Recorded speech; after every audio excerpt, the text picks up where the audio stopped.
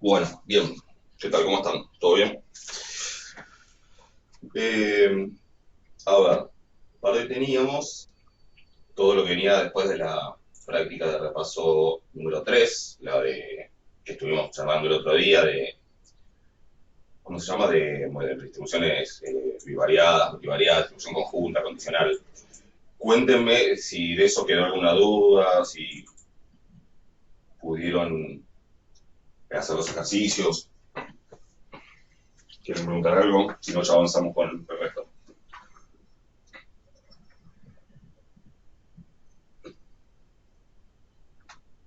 No, yo particularmente los estuve viendo y no, Ok, no tengo ninguna, al menos yo por lo menos. bueno, ¿alguien Yo más? tampoco, la verdad, no tuve casi ningún problema con lo de repaso. Bueno, acá entendí y los que se entendió. Bien. Bueno, a ver. De lo que sigue hoy, como lo más importante sería lo de onda de ajuste, pero primero les recuerdo varios, digo, porque parece que también las vieron por ahí hace un tiempo y son varias cosas. Les recuerdo cuáles eran los otros temas que había en el medio, ¿sí? Como cosas sobre las que pueden ir consultando. De la práctica del repaso 4 básicamente era donde se habló de qué es una distribución asintótica, el teorema central del límite, que es un teorema sobre una distribución asintótica bastante importante, ¿no? Ya lo conocerían desde estadística 1. Y que la distribución chi cuadrado, el estudio de dónde salen, qué estadísticos tienen esas distribuciones y esas cosas. Después estuvimos hablando de estimadores puntuales, muy por encima, básicamente de la estimación por máxima verosimilitud. Y después de intervalos de confianza y de test de hipótesis. Y algo del modelo lineal muy por encima, pero creo que ni la guía que puse. De todo eso, hay consultas, alguna pregunta teórica, algo conceptual. No, no, yo te iba a preguntar, vos ya habías mencionado dos temas importantes de los de repaso, creo que era la de distribución conjunta y uno más, que Bondad, no recuerdo cuál es el segundo. bondad ajuste. Onda de ajuste que vamos a ver hoy. Sí, eso ahora vamos a charlar exactamente. Ok, dale. De todo lo anterior, ¿hay alguna duda? ¿De test, de intervalo? No. No, ¿cuántos son? Tres. Bueno, y a todo esto, ¿cómo van con las clases? ¿Hasta dónde lograron ver más o menos? En general. Así podemos también guiarme yo. Hasta la 10 que era de repaso, llegaron a ver.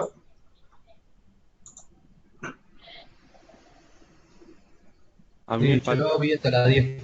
Hasta la 10. Porque alguien más dijo algo. No, no escuché. No, no, no, que me faltaba esa. Yo llegué hasta la no. Hasta la 10. En general terminaron hasta ahí. Hasta la 11 alguien llegó. Yo llegué hasta a las 11. Hasta la 11 10, por ejemplo. El resto, si alguien quiere comentar, pongo en el chat o acá. Así tengo así me voy dando una idea de cómo vamos.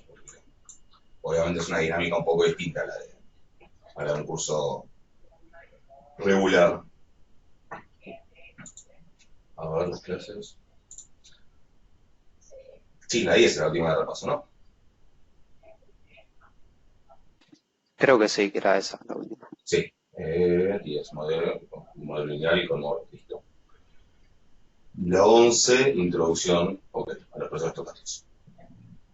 Bueno, eh, hablamos entonces de onda de ajuste, ¿sí? La práctica de repaso 9, ¿sí? Para unos es un tema ya visto, con más o menos profundidad, para otros es tema nuevo, por lo menos con el cursaron conmigo, que el cuatrimestre pasado y el anterior no llegué a darlos.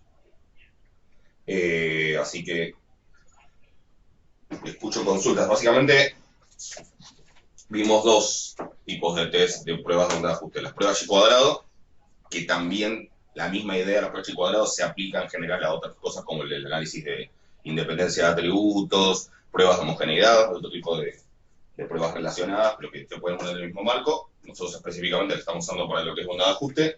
Y las pruebas de Kolmogorov-Smirnov, ¿sí? Que es una prueba pensada fundamentalmente para distribuciones continuas, ¿sí? Y que también es muy útil y muy usada.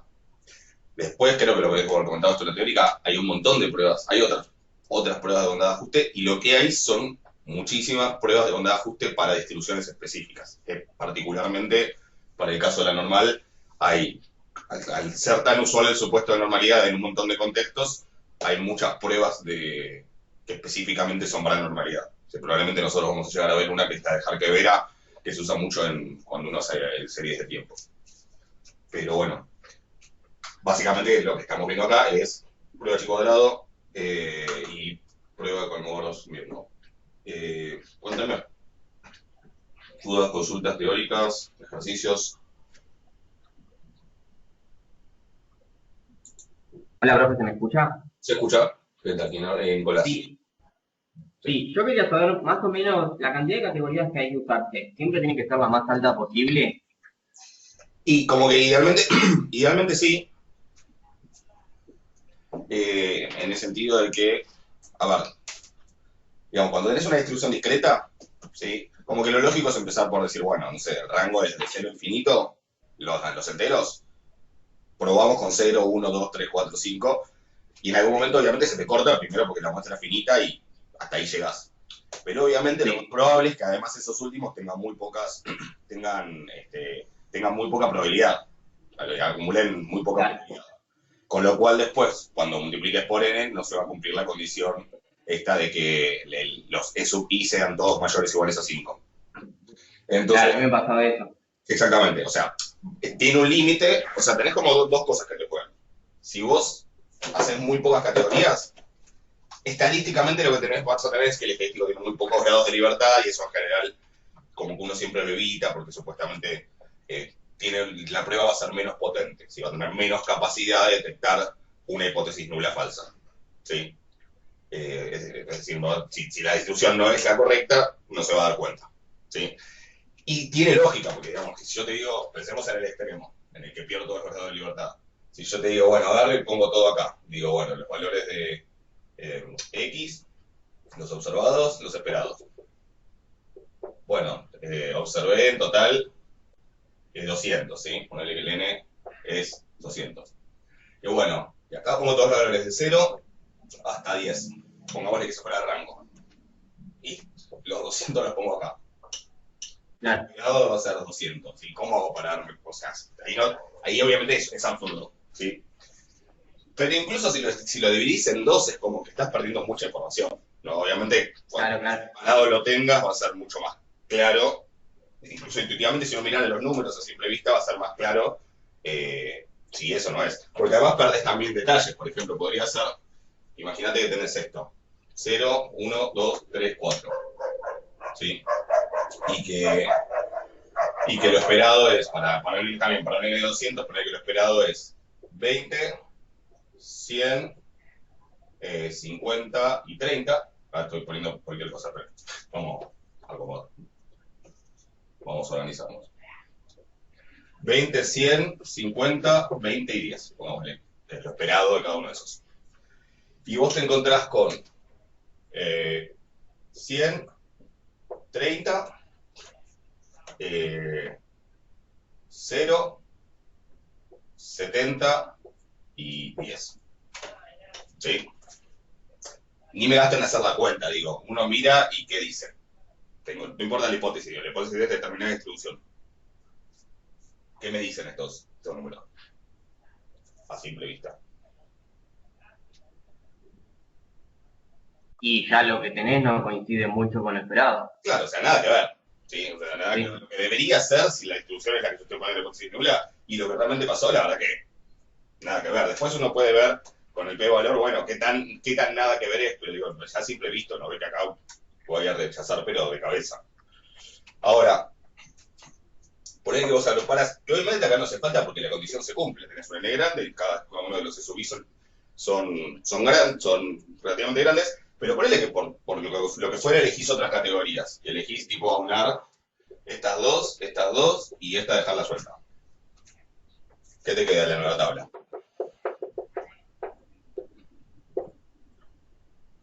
Los esperados van a ser 20 y 100, 120.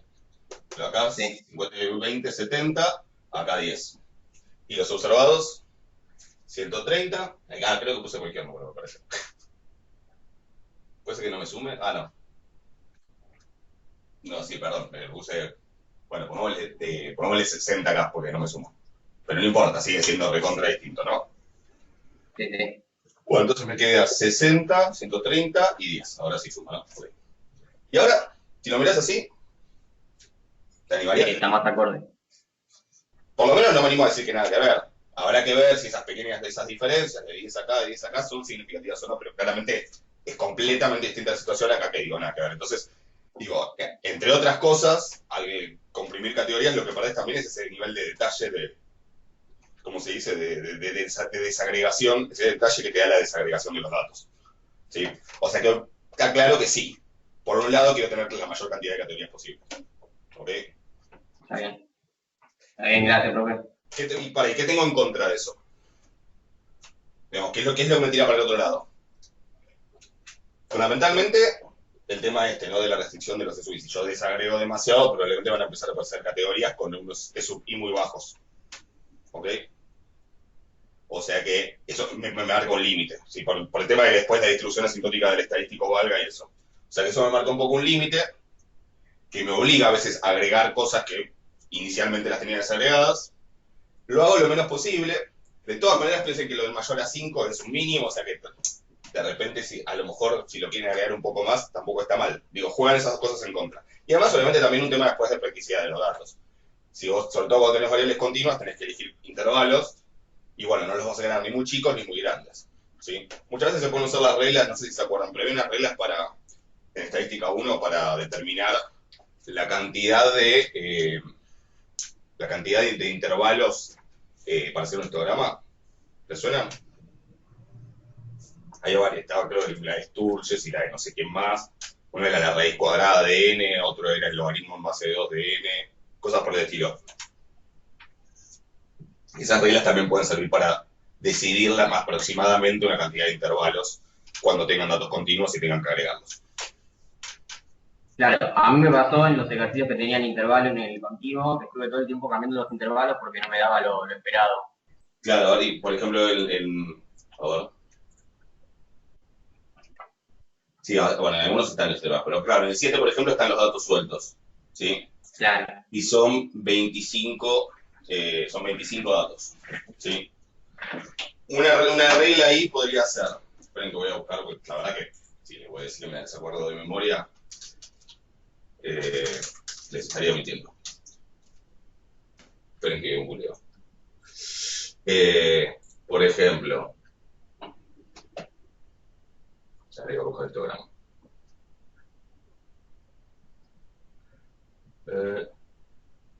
Por ejemplo, la regla de Sturges para la cantidad de clases de un histograma es C igual 1 más logaritmo en base 2 de n. ¿Sí? Esa es una. Ahora, ¿qué más tenemos?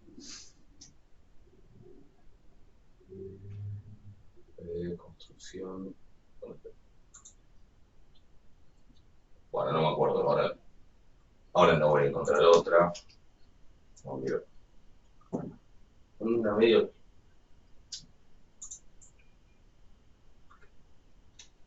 Me escuchan bien y todo, ¿no? Porque manda bastante lento internet. Yo por ahora sí. Y bueno, mejor, que use el ancho de banda para eso, entonces. Ok. A ver, después está la regla. Después está otra que es la regla. No, esto es claro, la cantidad de clases, ¿sí? Pero después hay otra que es la raíz cuadrada de n. Y este simbolito, ¿saben lo que significa? Este y este. ¿Sí? Esto es lo que se suele llamar el seal o ceiling. Y el otro es el floor. O sea, el techo del piso. ¿Sí? Este es redondear para arriba y este es redondear para abajo. ¿Sí? Acá también es redondear para arriba. Bueno, después hay otra, hay una que es la de también redondear para arriba, 2 por la raíz cúbica de n. Bueno, pueden elegir cualquiera de esas, ¿sí? Después, si quieren, después busquen en Wikipedia el artículo en inglés que es Number of Bins and Width, como número de barras o lo que sea, y ancho. Y te van a contar 1.000.000. Pero, por ejemplo, acá tenemos 25, si usamos esta regla hay que usar 5 clases. Si usamos esta, a ver, 5 dividido 2. Esta sería más corta, esta sería 4. Esta. Y esta no sé. Pero bueno, digo, por hablar con 5, 4. Y obviamente la regla ahí es después esto haces el mínimo menos el máximo. El máximo menos el mínimo, lo dividís por la cantidad de clases y te va a dar el ancho de los intervalos. Ese es el ancho ideal ahora. Después vos querés ajustarlo para que más o menos los bordes te queden redondos y no te vuelvas loco a la hora de andar viendo en dónde va cada uno. O sea, también usen un poco de practicidad. Pero sí. De todas maneras, comento algo, creo que les voy a contar algún minuto. Hay otra herramienta gráfica interesante para ver si es esperable o no, si es razonable o no una distribución, que no tiene nada que ver con estadística diferencial, porque en realidad es un gráfico nada más, que es más parte de lo que se llama la estadística exploratoria, o el análisis exploratorio de datos, que es lo que se llama el QQ-plot. ¿Sí? ¿Alguien lo escuchó nombrar alguna vez? Tal vez en estadística 1. Yo lo usé en R, puede ser. Los R, sí, claro, perfecto. El QQ-plot, no voy a dar los detalles porque tiene detallecitos finos de cómo hacerlo, pero no importa, igual R lo hace. Básicamente el QQ-plot lo que uno hace es, tengo un montón de datos, ¿sí? Los ordeno de menor a mayor, ¿sí? O sea, yo tengo, no sé, los datos, las observaciones, ordenadas de menor a mayor, menos 2,3, menos 1,7, menos 0,1, 0,3, etcétera. Y de alguna manera, si yo tengo 10 datos, y normalmente cuanto más datos tengo mejor, pero si tengo 10 datos, lo que yo puedo ir calculando es que yo puedo tomar este menos 2,3, ¿sí?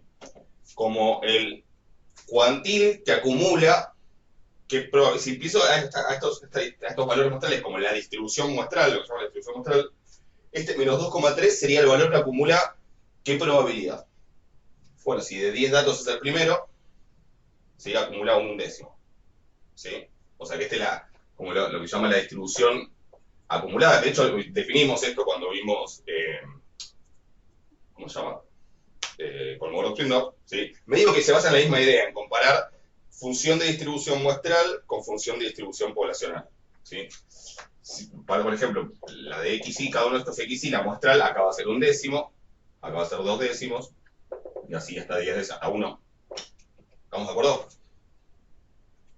¿Hasta ahí? ¿Alguna pregunta? No, estamos... Hasta ahí medio lo mismo que ya vimos. Y ahora, en realidad lo que hace es mirarlo al revés, que Kolmogorov nos restó. Este menos 2,3, yo lo pienso como que es el cuantil con probabilidad de un décimo. Es decir, el valor es como que si yo hago la inversa de la función de distribución muestral en un décimo, me da menos 2,3. Si hago la inversa de la función de distribución muestral en 2 décimos, me da menos 1,7. ¿Se entiende eso?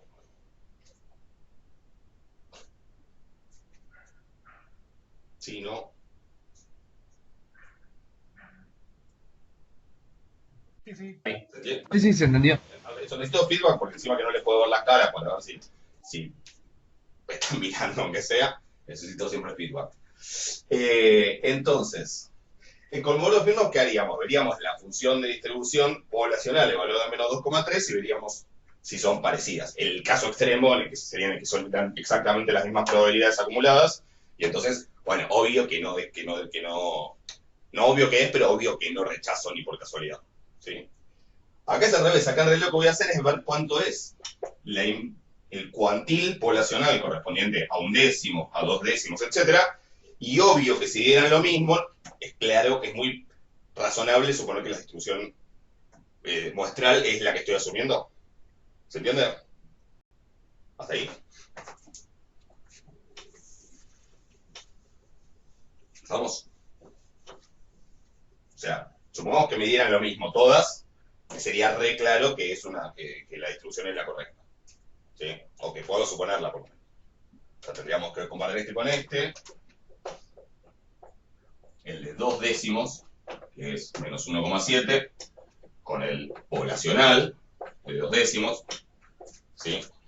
Sería en RDEX, estos se calculan con las funciones que son las estadísticas. No sé si alguien vio la clase de redistribuciones, pero son todas las que empiezan con Q. Q non, Q unif, Q Poisson, Q, etcétera, son las que me dan el cuantil, ¿sí? Que acumula cierta probabilidad. Si yo grafico, o sea, esto va a tener un valor y esto va a tener un valor. Tengo los valores los muestrales y los poblacionales. Si yo grafico en un eje los cuantiles poblacionales, ¿sí? Y en otro los muestrales, que pongámosle que este me da menos 2,5, o sea, no igual, pero parecido. Y que este me da menos 1,8. ¿Qué voy a encontrar? Si son muy parecidos, cuando voy graficando, por ejemplo, el menos 2,3, menos 2,5. No importa cuál en cada eje. Sí, pero por ejemplo, el menos 2,3, menos 2,5 va a estar por acá.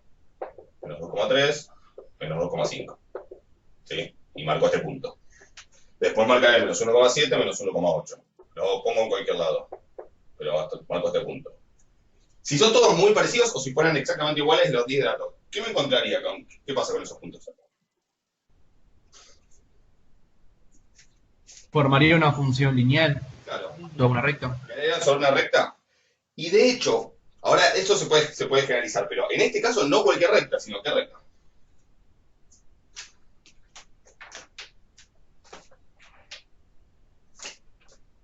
45 grados dependiente. ¿Cómo? 45 grados, jefe. 45 grados, exactamente, la y igual x, ¿no? O sea, si fuera exactamente la misma distribución, tendría que dar esa recta. ¿Se entiende? Entonces, de una manera, digo, a esto con que cuando uno ve los datos, ya en la tablita es una cosa, pero cuando los ve sueltos, a veces es difícil darse una primera idea, ¿sí? De si puede llegar a ser normal o no. Más allá de que después uno haga el procedimiento inferencial, digamos, pero como para tener una primera idea, esta es una herramienta útil. Si uno hace este gráfico, que de hecho no tiene ni que construirlo porque ahora tiene una función que lo hace, si uno hace este gráfico, bueno, si se paran sobre la recta igual a x, los puntos están todos muy cerca, es muy razonable suponer que coinciden. Si dan muy distintos, obviamente no, ¿sí? De hecho, si quieren emplear un poco más sobre el tema, si les interesa, después se puede estudiar cómo, por ejemplo, que si los puntos me quedan medio así, tienen que ver, o me quedan así, tienen que ver con el tipo de asimetría de la distribución, si tiene colas pesadas, colas livianas y cosas por el estilo.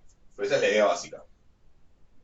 Y si me llegan a una recta, pero no es la recta y igual a x, quiere decir que con un cambio de posición y escala, nada más, ¿sí? Es como aplicando una función lineal, puedo lograr que coincidan. Entonces, por ejemplo, si mi hipótesis no es una determinada distribución normal, sino la hipótesis es que la distribución es normal, ¿sí? Pero no estoy asumiendo ninguna media, ningún desvío, en realidad lo único que yo tendría que ver con esto es si forman una recta cualquiera. ¿Sí? No si efectivamente forman la recta Q igual a X. ¿Se entiende? Se los iba a mostrar en R, pero me doy cuenta que quería cargar, no voy a cargar ahora los 25 datos de la guía, porque vamos a perder mucho tiempo.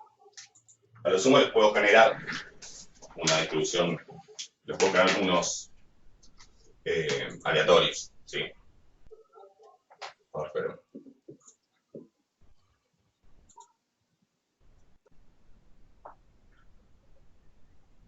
¿Qué pasó? Bueno, acá.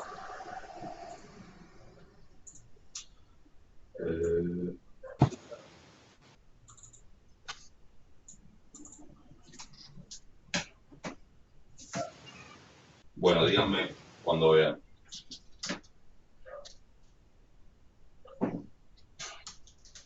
¿Se ve? ¿O no? ¿También de R? Sí, sí. Ahí está cargando, ahí cargó. Ahí se ve. Listo.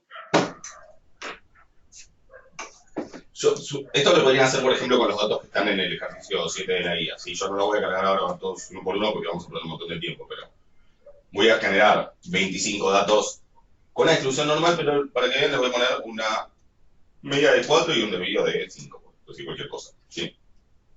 Listo. Hoy con una primera herramienta que uno podría usar para darse una mínima idea es el histograma, que es con el comando hist, ¿sí? Pero es muy poco lo que me da el histograma y menos con tan pocos datos, ¿sí? Si quieren lo hago, no está bien, lo podemos usar. A lo sumo un histograma, si tengo muchos datos, si veo mucha simetría, cosas por el estilo, me serviría para darme cuenta que no es una normal. Pero después, a simple vista, ver que es una normal sería medio complicado. La otra herramienta es el QQplot, que en particular para la distribución normal, en R directamente es QQnorm, ¿sí? Del conjunto de datos que uno quiere analizar. ¿Con qué va a comparar R los cuantiles de las distribuciones? Con una normal estándar, ¿sí? Con lo cual, yo acá no voy a encontrar la recta de x igual y porque los datos que generé se supone que más o menos tienen una media alrededor de 4 y un desvío alrededor de 5. Pero si se fijan, sí pareciera como que caen sobre cerca de una recta, ¿no? No caen sobre una recta, obviamente, pero caen cerca de una recta. ¿Se ve? ¿Estamos de acuerdo? La recta no es la recta igual x, la recta igual x, piensen que pasaría por acá, el origen está acá, ¿sí? De hecho, esperen. Igual x creo que sería 0,1.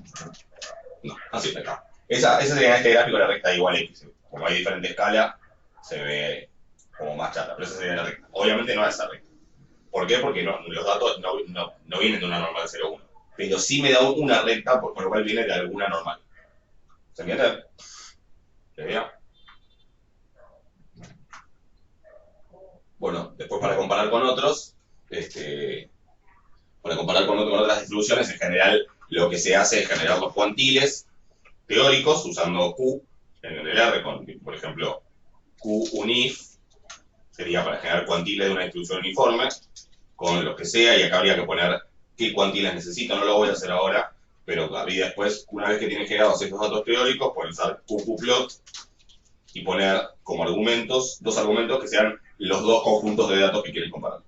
¿Sí? Y entonces ahí les generaría QQplot. Lo único que les muestro es que datos, si los datos los genero como, por ejemplo, no sé, una distribución exponencial de 25 datos con lambda igual a 4, ¿sí? Y ahora hago el QQnorm, es el QQplot normal de los datos, y no se ven muy sobre ninguna recta. ¿Se entiende? No solo sobre la recta de x igual a y, sino sobre ninguna recta, ¿sí? Y uno hasta puede analizar este tipo de desviación, ¿qué representa? Si representa la simetría izquierda-derecha, ahora no me acuerdo los detalles si lo tendría que pensar, pero sale. Y si no me equivoco, existe QQline, creo. Ah, ok, QQline datos. Que lo que hace es tratar de meter como una recta. No es un ajuste de mínimos cuadrados, simplemente creo que agarra los cuartiles de cada distribución y hace que pase por donde estarían los cuartiles de cada una de las distribuciones. ¿Sí? Y ajusta esa recta, entonces ahí se ve más claro todavía si los datos están alrededor de una recta o si se desvían mucho. ¿Estamos de acuerdo con eso? ¿Alguna consulta? ¿Sí? Digo, lo comento como para que lo tengan como herramienta adicional a la hora de analizar distribuciones. ¿Sí? A la hora de tratar de incluso proponer una distribución inicialmente y después, bueno, uno puede ir a hacer un test de hipótesis. Profesor, Sí, decime. esto se acercaría más a una recta cuando más grande era n. En una parte de repaso había mencionado que cuando usualmente se tomaba a n igual a 30 como el mínimo de la cantidad de muestras que necesitabas para que tu función se acercara más a una normal. Es que acá no tiene que ver con mirá, justo te lo salió, pero que ahí lo... Me estoy confundiendo cosas. Porque fíjate que acá, básicamente, hasta va a ser más notoria la diferencia. Por ejemplo, si yo te hago un conjunto de... Yo no sé si todavía se están viendo, pero yo lo voy escribiendo. Están viendo porque justo lo había descompartido. Ahora sí. ¿Ahí cargó? Bueno, fíjate si yo genero en realidad, en vez de 25 datos, 250 datos con distribución exponencial, ¿sí? Y lo mando a un QQnorm, o sea, es más notorio que no, ¿sí? QQline datos. Es mucho más claro todavía. ¿Por qué? Porque fíjate que al hacer más datos, lo que me aparecieron son muchos más valores extremos. Así que cuando son muy poquitos, te dan cosas más o menos por el centro de la distribución. ¿Sí? Es que andan alrededor más de los valores centrales de la distribución, son los que más aparecen, obviamente, salvo que justo tengas una distribución como con forma de U, digamos, una densidad con forma de U, como que los más frecuentes son los de afuera. Pero eso, en una distribución unimodal, siempre los datos que con más frecuencia van a aparecer son justamente los que tienen más probabilidad o más densidad de probabilidad, entonces son los centrales. Por eso es como que la curva, entre comillas, tiene como mucha más densidad de puntos en el centro y en las colas menos densidad de puntos, porque ¿qué son estos puntos medio sueltos que quedan al final? Son los valores extremos, son los que están muy cerca de una punta del soporte o de la otra punta, o sea, muy cerca de cero, muy para más infinito. ¿Se entiende?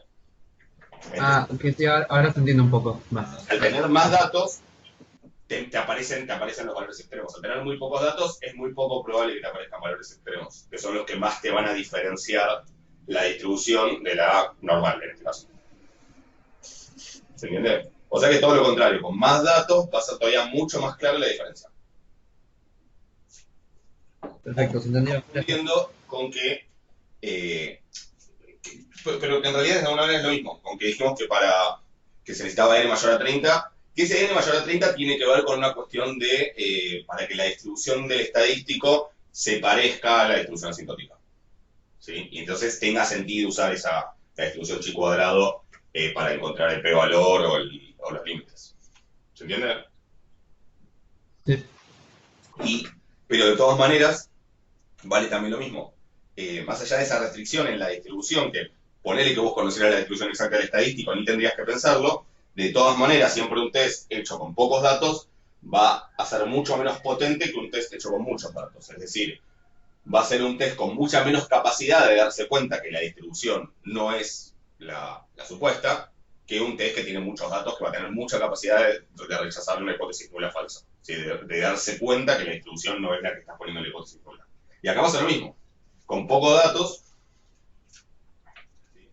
Ahora, la diferencia es que eso es un procedimiento inferencial, ¿sí? Un procedimiento de inferencia estadística, un mecanismo formal, un test de hipótesis, etc. Y esto es un procedimiento exploratorio, se llama. Es como para ver qué hay, ¿sí? Como para ver si tiene sentido.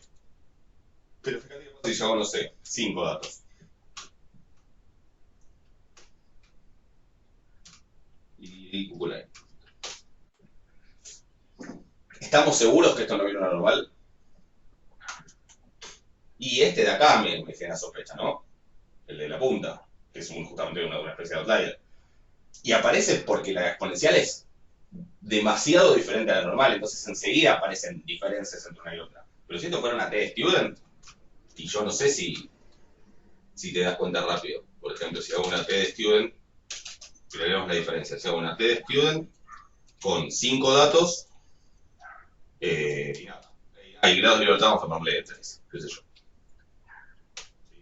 Sí, con 5 datos. Ahora hago el ggplot y el moralina. Bueno, esta ya se nota bastante bien. Quedan este y este. ¿Sí? Pero incluso uno podría dudar si no fue casualidad, ¿no? ¿Sí? Que hayan quedado estos valores tan alejados. Lo voy a hacer un poco más de la libertad para que sea menos obvio. Se describen con 10 de libertad.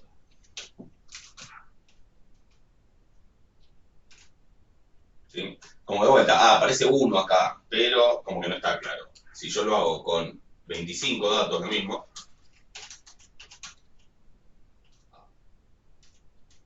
Ya.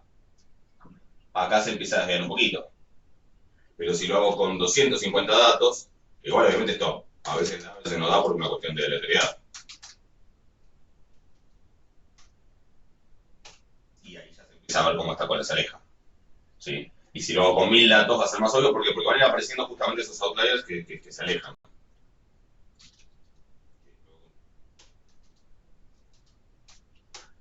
Ahí ya con un montón de datos, las colas enseguida se empiezan a alejar. Que este tipo de alejamiento es el que pasa justamente cuando hay colas pesadas. ¿Sí? Pero bueno, digo, la regla, y tómenlo como a la larga tienen que tener la intuición que como regla general que más datos es mejor. ¿Sí? O sea, más datos es más potencia, más datos es más capacidad de detectar pequeñas diferencias. Más datos es más posibilidad de darme cuenta que las cosas no son como las estoy suponiendo, o sea, de más potencia. ¿Se entiende? ¿Estamos con eso? Sí, te entendió. Bueno, volvamos a acá. Revisarlo. Bueno, esto lo quería mostrar como ya que tenemos tiempo y eso lo quería mostrar como una herramienta más que tienen para... Que no todo es hacer un test de hipótesis, digamos, también hay herramientas exploratorias y gráficas y cosas por el estilo que se pueden hacer y que están buenas porque insisto, o sea, ustedes van a tener que aprender a modelar y está bueno que tengan las herramientas para, si tienen un conjunto de datos, tratar de ver cómo lo ajustan, cómo lo tratan de ajustar a alguna distribución para después poder trabajar. Así que me parece que no está de más. Bueno, sigamos con las consultas. Acá, bueno, está la consulta del compañero sobre la cantidad de categorías. Que, bueno, nosotros lo llamamos cuando lo respondimos. Esperen que no encuentro dónde tengo. ¿Qué hice con la cosa? Bueno, esperen, no sé dónde dejé la guía. Bueno, ¿qué más? ¿Tienen algún ejercicio, alguna otra duda de un procedimiento? ¿Algún ejercicio que les generó dudas?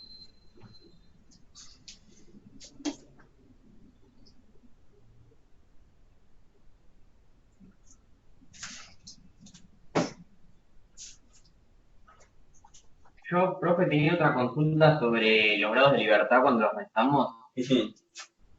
Siempre restamos uno y después restamos uno más por cada parámetro que estimamos. Sí, exactamente. O sea, el 1 siempre está. Ese 1 tiene que ver con que... Básicamente tiene que ver con cuántos de los O sub i son independientes entre sí. Cuántos de los valores observados, ¿sí?, son independientes entre sí. Digamos, esos serían los grados de libertad.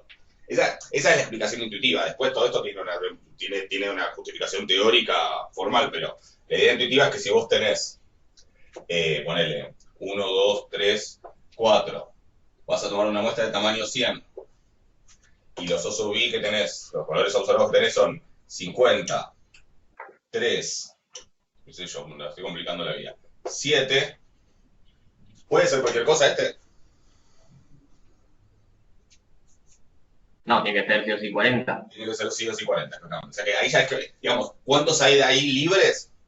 3 solamente. O sea, te puedo elegir 3 y el otro tiene que ser necesario para que sume 7. Esa sería la justificación intuitiva, digamos. Que en general funciona siempre esto de los grados de libertad. De hecho, por eso se llama grados de libertad. Después, ¿qué pasa? Supongamos que vos estimaste un parámetro. ¿Sí? Estimaste, no sé, ponerle que esto era, estimaste mu de la normal como X raya. ¿Sí? Y te dio, me compliqué la vida con los números. 40, 190, está bien.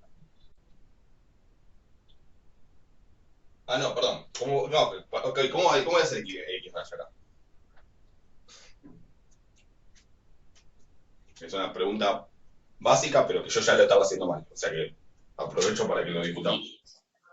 ¿Cómo? 50 más 3 por 2. Exacto. Gracias. Más 7 por 3 más 4 por 40. Esto es estadística 1, ¿no? Pero es X por la frecuencia, ¿no? Porque en realidad acá que me está diciendo esto, que hay 51, 32, 73, 44. ¿Sí? Así que exacto, va a ser 1 por 50, más 2 por 3, más 3 por 7, más 4 por 40. ¿Sí? Sobre 100. O sea que esto da 50 más 56, y 21, 57, 77 y 160. ¿Cómo me compliqué la vida? A mí me dio 2,37.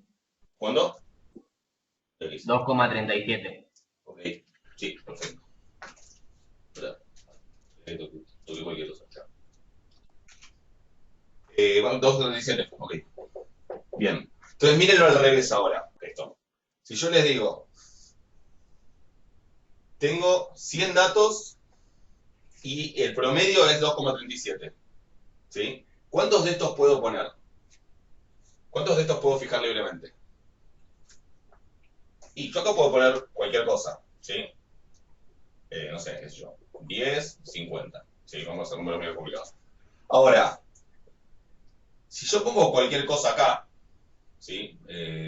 30, no, ya me estoy yendo 10 de vuelta, 70. Yo acá sí o sí tengo que poner 30, ¿no? Para que me sume 100, para que sean 100 datos. Sí. Pero yo no sé si con ese 30 además se va a cumplir que el promedio es 2,37 y lo más probable es que no. De hecho es 10 más 100, 110, más 30, 140, más 120, 260. No, me da 2,6, no me da 2,37. O sea que en realidad, allá donde perdí, bueno, cuando puse este 10, o sea que en realidad yo puedo poner hasta ahí, pero ahora necesito poner acá dos números tales que 10 más 50 más A más B sea igual a 100, y tales que 1 por 10 más 2 por 50 más 3 por A más 4 por B sea igual, sobre 100 sea igual a 2,37. ¿Se entiende? O sea, es como que tengo como un sistema de dos ecuaciones lineales con dos incógnitas. ¿Sí? Si yo dejara una sola incógnita con dos ecuaciones, y lo más probable es que el sistema sea incompatible. ¿Sí? Entonces, de ahí viene esto de los grados de libertad. Si tengo que se tiene que cumplir esto, que se tiene que cumplir esto, bueno, es porque hay dos cosas que no puedo determinar. Por eso sería K menos 2, los grados de libertad. ¿Está claro? Sí, claro. Si estimo otro parámetro más, tengo que restar otro. Pero siempre tengo la primera restricción, por eso siempre es K menos 1 al principio. ¿Ok? Buenísimo. Gracias, profe. ¿Hay algún otro? ¿Alguna otra duda?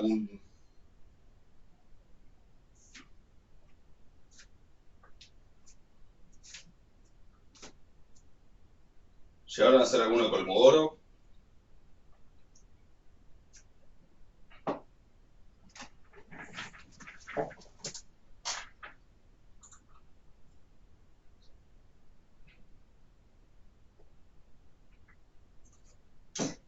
Yo hice el 6 ¿El 6? para probar y lo hice con Excel, creo.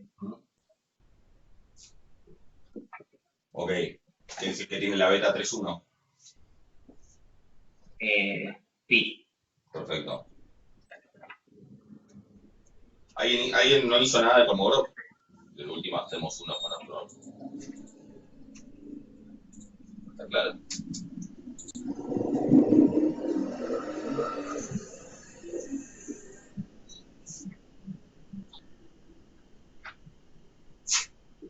¿Qué sí? No hay que estar haciendo. Todavía no arrancas con esa guía. Bueno, si quieren hagamos uno de Kolmogorov para que les quede hecho y... Yo no sé si ese no lo hice en clase, ¿no? ¿O sí? El 6. Creo que no. No. A ver.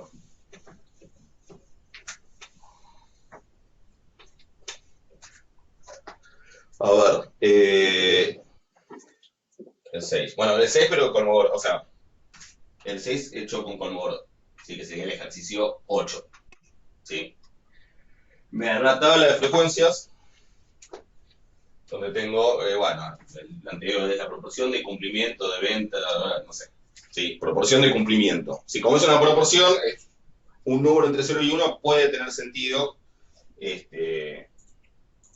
pensarlo como una beta. ¿Sí?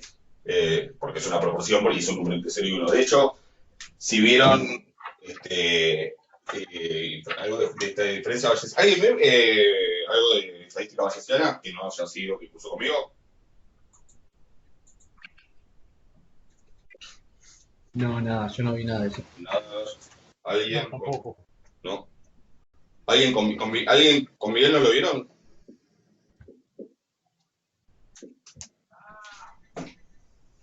Yo vi un poco con vos en estadística 2, Sí, que eso. vimos en eso. Bueno, si alguien lo vio, si alguien alguna vez lo ve, van a ver que cuando el parámetro de la distribución Bernoulli, por ejemplo, al P de la Bernoulli, lo quiero pensar como una área aleatoria, que es lo que se hace en estadística bayesiana, una de las opciones usuales es que siga una distribución beta. ¿Por qué? Pues justamente porque el soporte es el intervalo 0,1 y P toma valores entre 0 y 1.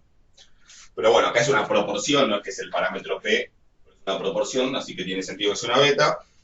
Y básicamente lo que me da es, digamos, los valores de X serían esas metas de cumplimiento. Y estarían las frecuencias, esperen que no escribe nada de esto. Tengo poca tinta, porque no quiero comprar. X, F, ¿sí? Estos serían los O sub I. Y bueno, y después tenemos el intervalo de 0 a 0,1, de 0,1 a 0,2, de 0,2 a 0,3, 0,3 a 0,4. ¿Se lee algo? Voy a bajar más acá porque no se ve nada. 0,3 a 0,4, 0,4, 0,1 para variar. 0,4, 0,5, 0,5, 0,6, 0,6 y el resto. ¿Sí? Lo que queda. Sí, que sería 0,6 a 1. Me dan 16, 38, 38, 18, 9, 2 y 1. ¿Sí? Dice cuántos son, no dice, pero bueno, son, bueno, 16 y 38 son 40, 54, 84 y 8, 92, 92 y 18, 110, ¿no? 120, 121. ¿Puede ser?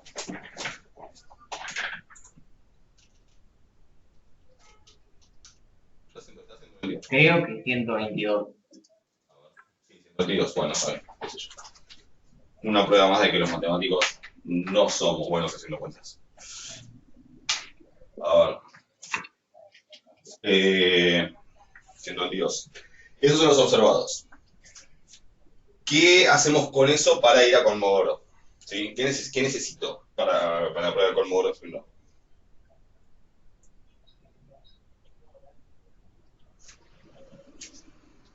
¿Qué comparo en la prueba de Kolmogorov primero?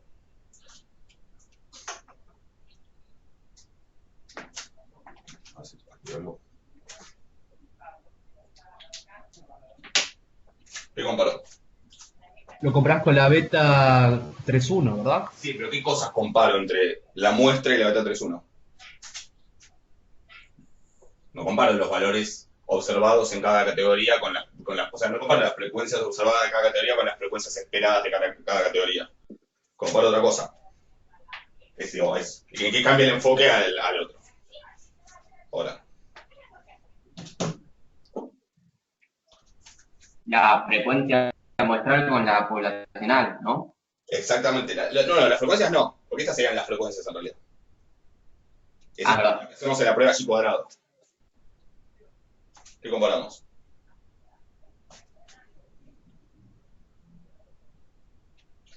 Son las funciones de distribución lo que comparamos. ¿Ok?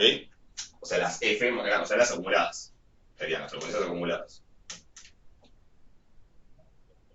¿Estamos de acuerdo?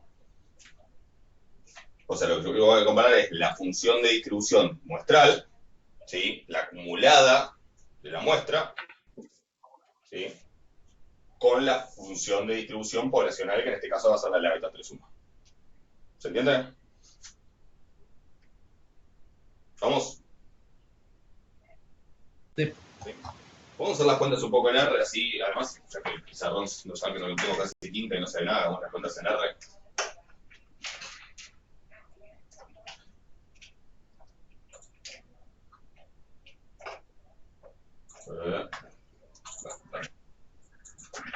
A ver.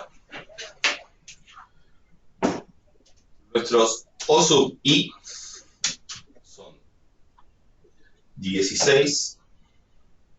A ver cómo lo organizamos. 16, 38, 38, 18, 9, 2, 1. ¿Sí? A ver si quedó bien.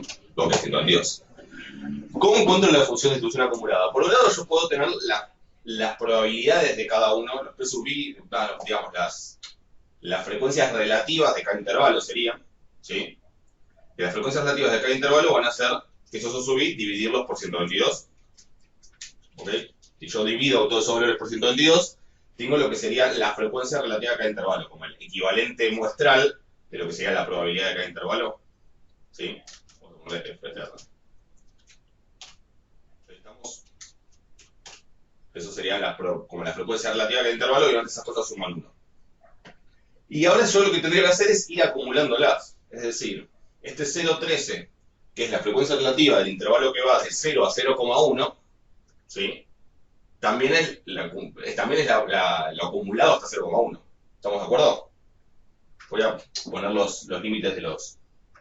Voy a escribir los límites de los... ¿Cómo se llama? De los intervalos, ¿sí?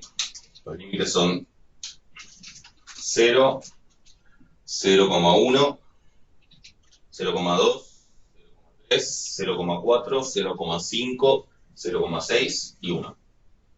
¿Okay? Esos son los límites.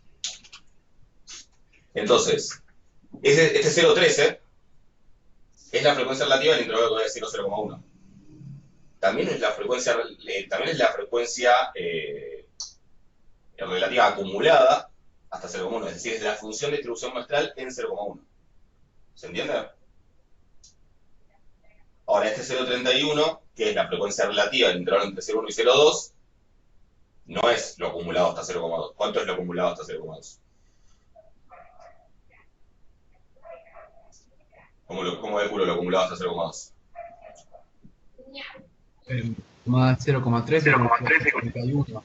O Somos 6 más 38 dividido 122. Está bien, o sea, 0,13 más 0,31, que es exactamente sumar los dos primeros y dividir por 122, ¿sí?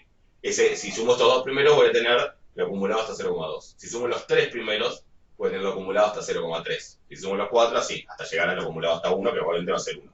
¿Se entiende? Esa va a ser la función de distribución muestral. Y una manera muy fácil de hacerlo en R, que es con, que se llama cum sum, o sea, como cumulative sum sería. Le vamos a poner Fn. ¿Sí? Sería como suma acumulada, suma acumulativa. De, ¿cuál era? FR, ¿no? Sí, de FR. ¿Sí? Y ahí está el 0,13, después este 0,44 es el 0,13 más el 0,31, el 0,25 le suma estos 3 y así, y terminó el 1. ¿Estamos de acuerdo? Sí. Entonces, esa es la función de distribución muestral. Yo no sé una manera fácil de escribirlo, porque me gustaría hacer el gráfico, pero para que se entienda mejor, a ver si puedo hacer un gráfico.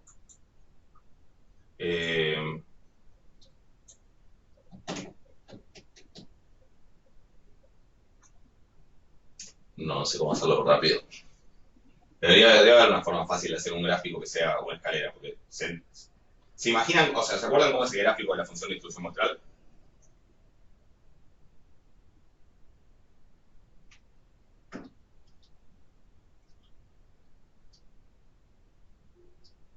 ¿Se acuerdan cómo es el gráfico?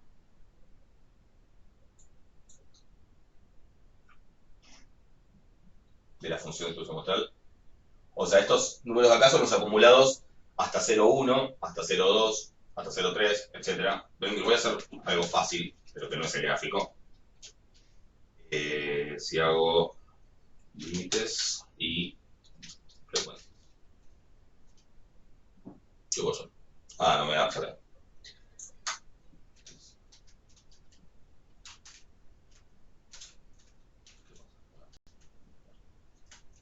Tengo que configurar el teclado. Límites.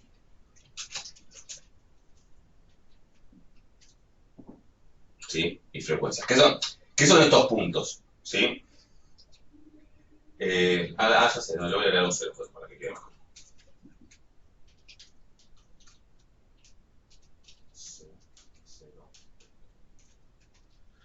Bueno, ¿qué son estos puntos? Para que se imaginen, ¿cómo es la función de... ¿Te acuerdan cómo es la función de distribución muestral? Era una escalera, ¿sí?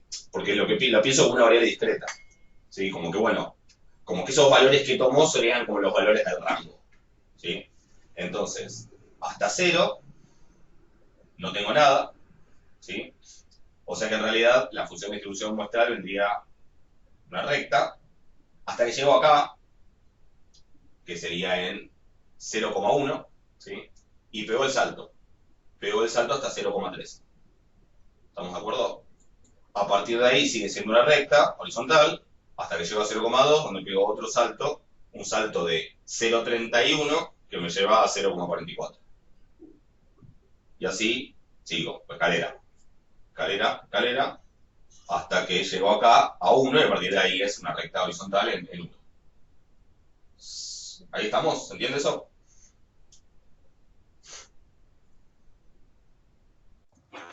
¿Entiendes?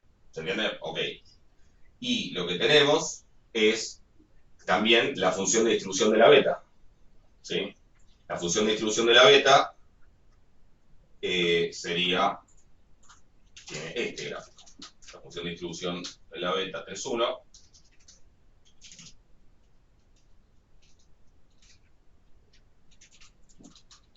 beta 3,1, vamos a aplicárselo a, no sé, hoy estoy con pocas ideas.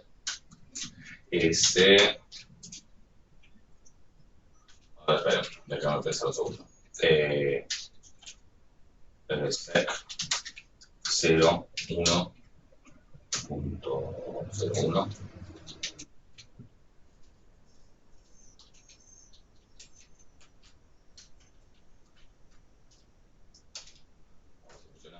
Bueno, sí, pero con una línea.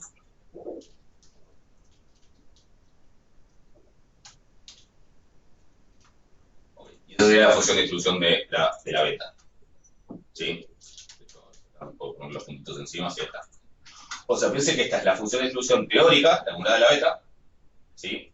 Y la muestral serían estos puntos, pero como les dije. Recta, horizontal, etc. ¿Estamos de acuerdo? Esas serían las dos que hay que comparar. ¿Qué opinan?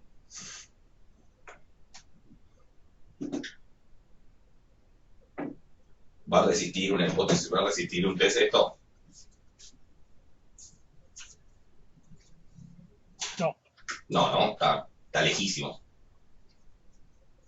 Ni siquiera pasa como en el gráfico, como en algún gráfico que hicimos en clase, donde medio que un poco se metía entre los escalones. Acá ni siquiera se va por otro lado. Capaz que si hacemos una beta 1.3, por probar, capaz que funciona mejor. Ahí como que podría tener un poco más de color. Igual claramente acá se aleja demasiado, ¿sí? Pero claramente podría tener un poco más de color. ¿Lo ven? Claramente en este caso nos va a dar que no, pero que rechazamos, pero con un valor altísimo. ¿Sí? ¿Estamos de acuerdo? Entonces, ¿cómo se hacía la prueba de cromografía? Yo tengo que medir la máxima distancia, la máxima desviación, la máxima distancia en valor absoluto entre la función de distribución muestral y la función de distribución poblacional. ¿Sí? Y para eso tengo que hacer dos cálculos. Tengo que hacer la diferencia. Fíjense que la función, la de la beta, que es esto, o sea, estos valores de la beta que tengo acá. No, esta es otra cosa lo que pongo, cualquier cosa. La beta, y acá se lo quiero hacer a los límites, pero bueno. ¿Sí? Fíjense que esos valores de la beta que tengo, que son 0, 0,01, son como los acumulados en los límites, ¿sí? Y después los que tengo en la función de distribución poblacional, ¿sí? Ahora tengo 3, 6, 8, y acá tengo 3, 6, 7, ¿sí? Fíjense que yo tengo acá la función de distribución poblacional, ¿sí? Que se le aplique solo a los límites, o sea, tengo este tema, ¿no? Tengo los límites que son de 0 hasta 1, ¿sí? Pero Si miro los límites inferiores de los intervalos, van desde 0 hasta 0,6. Y si miro los límites superiores de los intervalos, van desde 0,1 hasta 1. ¿Estamos de acuerdo con eso? O sea, los límites son, los intervalos son estos, digamos, pero los límites inferiores de los 7 intervalos que hay son 0, 0,1, 0,2, 0,3, 0,4, 0,5 y 0,6. Y los límites superiores son 0,1, 0,2 hasta 1. ¿Estamos de acuerdo? Entonces yo tengo que comparar las diferencias entre la función de distribución muestral en los límites superiores y en los límites inferiores con respecto a la teórica. ¿Sí? Entonces lo que vamos a hacer es la probabilidad beta sin el primer aplicado a los límites desde el 0,1 al 0 hasta el 1. Esto de acá son las probabilidades acumuladas en 0,1, 0,2, 0,3 o sea, hasta el 1. ¿Estamos de acuerdo? Eso va a ser, llamémosle F. Y estas las voy a comparar con, y acá las muestrales, la muestral lo voy a hacer con los límites completos. Entonces, o sea, a la muestral que tengo acá, que es 0,3, etcétera, en adelante, le voy a poner el 0 del principio, porque en realidad acá hay un 0, ¿sí? Que es el que le agregué acá, o sea que vamos a agregar 0 efectivamente.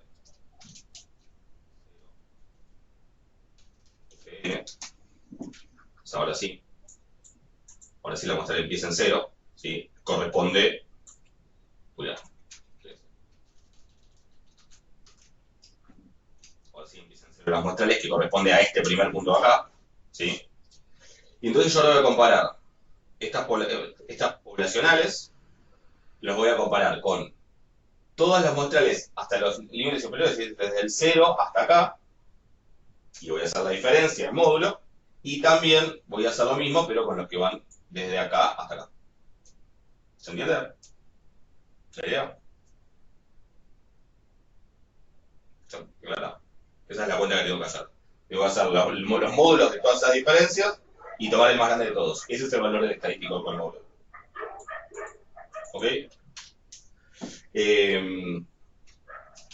Entonces, ¿cómo lo voy a hacer? Yo quiero hacer los módulos, eso es ABS, de la diferencia entre F y Fn, ¿sí? Pero en un caso, Fn lo tengo que tomar desde el dato 1 hasta el dato 7, y en otro caso lo tengo que tomar desde el dato 2 hasta el dato 8.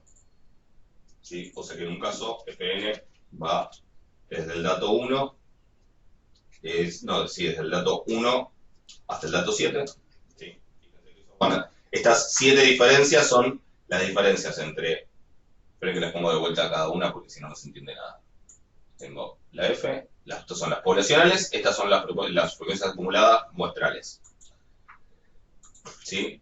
Y esto que encontré acá es la diferencia entre 0,001 y 0, 0,008 y 0,13. ¿Sí? Pero valor absoluto, por eso me da positiva. 0,027 y 0,44 me da de acá. ¿Sí? Y así hasta llegar hasta la diferencia entre 1 y 0,99 de acá. ¿Ok? Y también voy a hacer las mismas diferencias, pero lo voy a hacer con la F con las Fn desde acá hasta acá. Es decir, el 0,13 menos 0,001 acá es este 0,13. El 0,44 menos el 0,12 de acá es el 0,43. No, perdón, estoy mareando. Este menos este es este. Este menos este debería ser este. No me da, ¿no? Bueno, le debo estar diciendo mal yo, pero ahí están todos. ¿Sí? Y quiero el más grande de ese, o sea que lo que puedo hacer es tomar el máximo, podría mirar, ¿sí? Podría mirar acá, entre todos estos números y buscar cuál es el más grande, creo que es el 0,77, si no me equivoco. Ah, este es este acá, pero si no, directamente lo que voy a tomar el máximo de esas dos cosas. Así que para juntar esas dos cosas en un solo vector, uso el comando C. que acá le voy a pifiar con los paréntesis, me parece. 1, 2, 3, 2, 3, 2, 1, 0. El más grande es su 0. Ah, es este 0,85 que ni lo había visto. Okay. Ese es el más grande. Obviamente con eso voy a rechazar. De todas maneras, si buscan, tienen en su vida el campus, está la tabla de Kolmogorov-Smirnov. No sé si la vieron. Yo la tengo por acá, creo. Y la tabla esa. Esperen que se las comparto un minuto. Por si no la vieron.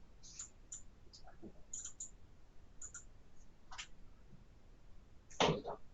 Pasa. ¿Dónde está? Acá. ¿Le está compartiendo la tabla?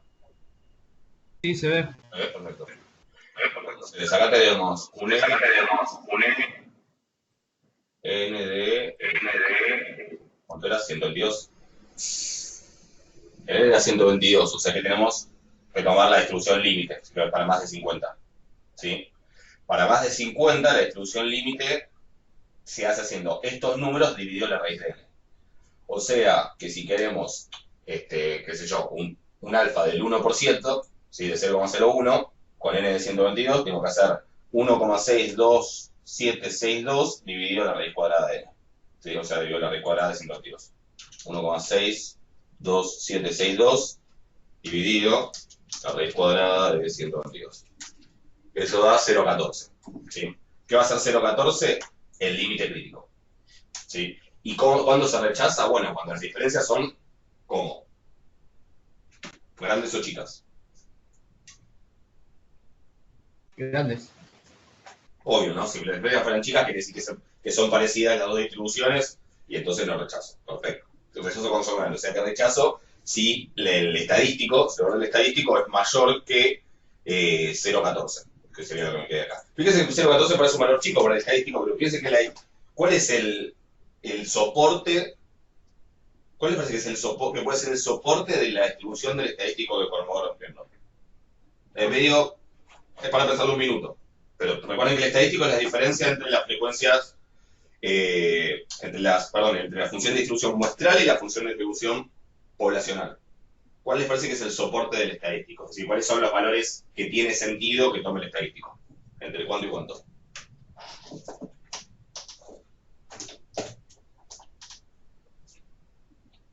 Es el módulo de la diferencia. Lo mínimo, ¿cuánto va a ser?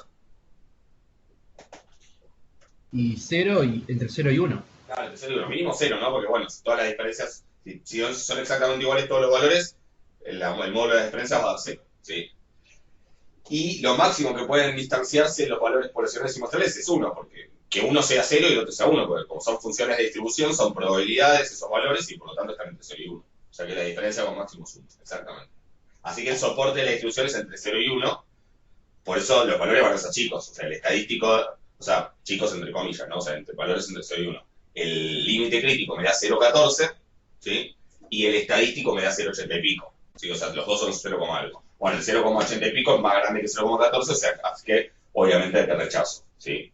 Incluso el 0,1% que es esta columna de acá, seguro que también voy a rechazar, porque son completamente distintas. En este caso me da 0,17, o sea, me da un límite un poco más grande, es decir, es un poco más tolerante, pero de todas maneras, obvio que con un estadístico de 0,88, recontra rechazo, ¿sí?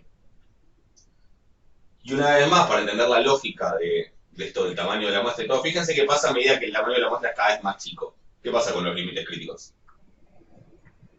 Cuando la muestra es muy chica.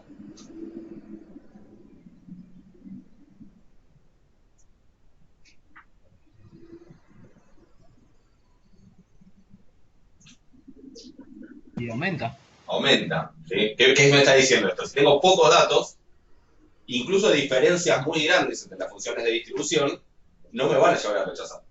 ¿Lo ven? ¿Y eso por qué? Bueno, justamente porque cuando tengo muy pocos datos, en general, digo, tiene que ser muy obvia la diferencia. Si yo tengo 3 datos, tiene que ser muy obvia la diferencia para eso decir, no, la distribución no es la de Kolmogorov.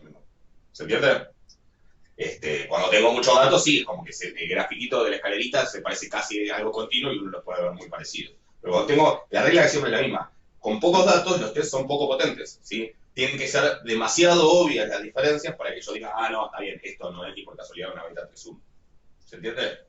Fíjese que yo tuviera el mismo valor de estadístico, si ese 0.88 que nos dio, lo hubiese obtenido, pero en una prueba con 3 datos, igual no lo rechazaría, aunque es obvia la diferencia, ¿sí? Porque no es lo suficientemente obvia con tan pocos datos, no es suficientemente potente el test. ¿Se entiende? Vamos. ¿Esto está claro, Kolmogorov?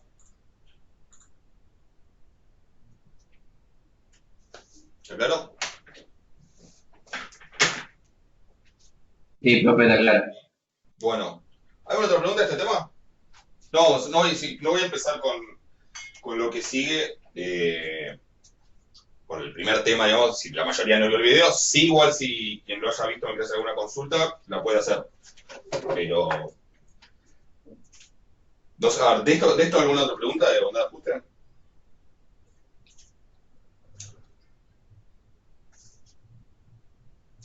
¿No? Parece que no. Bueno, y los que hayan llegado a ver la siguiente clase, ¿tienen alguna duda? Si algo que por ahí, o sea, les diga el resto, pónganse a ver por favor esa clase y traten de ver ejercicios, y los que ya la vieron aprovechen para ver los ejercicios, pero si hay alguna duda que por ahí les impide avanzar, estaría bueno que me consulten ahora. ¿Sí? Yo, profe, llegué a verlo, hice la guía. Lo que me generó mucha duda es en qué momento puede no cumplirse la propiedad de Markov. Mirá, después cuando veamos series de tiempo, vamos a ver los procesos AR, por ejemplo. Sí, no sé si por ahí algunos, por ejemplo, cursó ya con Rodrigo o isopornometría, ya los vio. Pero vos tenés, por ejemplo, un proceso donde XT, no sé si se ve algo, sí, XT es igual a, ponele, 0,2 XT menos 1 más 0,1 XT menos 2 más un epsilon t que sea ruido blanco, es decir, que tenga esperanza cero, todas la misma varianza y que sean independientes entre sí. Ahí lo que te va a pasar, después vamos a ver otros, después hay algunos en la guía que son los más, que después en la próxima clase hacemos un ejemplo, pero que sería, espera que ya te digo, así lo puedes ir viendo y después la próxima en todo caso lo hacemos.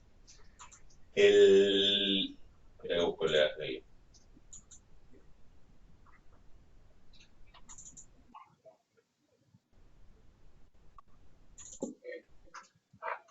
El ejercicio 5, que es el que te dice analizar si cumple el valor de Markov. En él, ábrela, dice el ítem B del ejercicio 2. ¿Puede ser que el B no la cumpla? ¿El B? ¿El B no la cumple? El B sí, el B lo cumple. ¿Y el C puede ser que no la cumpla? El C no lo cumple, exactamente. Esto de que XT depende directamente de XT menos 2. Después vamos a ver en la clase, si después la próxima hacemos la cuenta de cómo lo justificamos precisamente. Básicamente lo que hay que mostrar es un contraejemplo donde no se cumple la definición, la igualdad de Markov. ¿Sí? Lo que hay que buscar ahí es un contraejemplo, eso después lo podemos hacer. Pero ya la intuición tiene que funcionar porque te dice XT es XT menos 2 más algo. ¿Sí? Entonces, conocer XT menos 1 mucho no me va a decir si lo que yo quiero saber es cuánto era XT menos 2. ¿Se entiende? Y acá pasamos sobre lo mismo. Claro. Vos, XT-1 tiene información sobre XT, pero no tiene toda la información del pasado. ¿Sí? Porque también hay como está esta idea que vos tenés XT, por ejemplo, tenés X1, X2, X3, X4, ¿sí? Y entonces, X, y acá tenés epsilon 1, epsilon 2, epsilon 3, epsilon 4. Epsilon 1 influye en X1, epsilon 2 influye en X2 y acá también. ¿Quiénes influyen en X3? Bueno, X2 y X1, ¿sí? En X2 influye X1 y bueno, si hubiese un X0, ponele. Y así lo mismo. En X4 influye X3, pero también X2. Entonces, cuando vos tenés esto, lo que te dice, esta es la intuición, después uno puede hacer las cuentas y con contraejemplos mostrar que no cumple. Pero vos tenés, ok, X3 tiene información sobre X4, tiene incluso información sobre el pasado, ¿sí? O sea, contiene la información del pasado, porque también depende de X2, que a su vez depende de X1, etcétera. Pero hay como pero también X2 como que de alguna manera lo esquiva a X1, como que le pasa por arriba. ¿Sí? En este sentido, como de, ¿vieron cuando uno dice, no sé, se saltea en una jerarquía, tipo, y en vez de ir a hablar con su superior inmediato, va a hablar con el superior del superior, ¿sí? Sería como eso, es como que también hay cosas sobre X, hay una parte de X2 que influye sobre X4 y que X3 no la sabe, sería la idea. ¿Se entiende? Entonces ahí X3 tiene parte de la información del pasado, pero no toda la información del pasado para predecir a X4. ¿Sí? En ese caso no se cumpliría la propiedad de Markov. ¿Se entiende? O sea, la idea es que mirando el modelo, la expresión del proceso, las relaciones que hay, puedas darte cuenta de una, si eso no es, y bueno, después después la clase que viene vemos bien los detalles de cómo probarlo matemáticamente. ¿Se entiende? Está bien. Sí, o sea, sí o sí necesitas la información del pasado. Ya si es, por ejemplo, de 2 periodos anteriores, ya no. Claro, como que lo único que tiene que influir directamente, según la propiedad de Markov, es el pasado inmediato. ¿Sí? Okay. Si influye el anterior y el anterior a ese, directamente, el xt-1 va a tener información del pasado, pero no va a tener toda la información. Está bien. Buenísimo. Gracias, profe. De nada, ¿algo más de esto?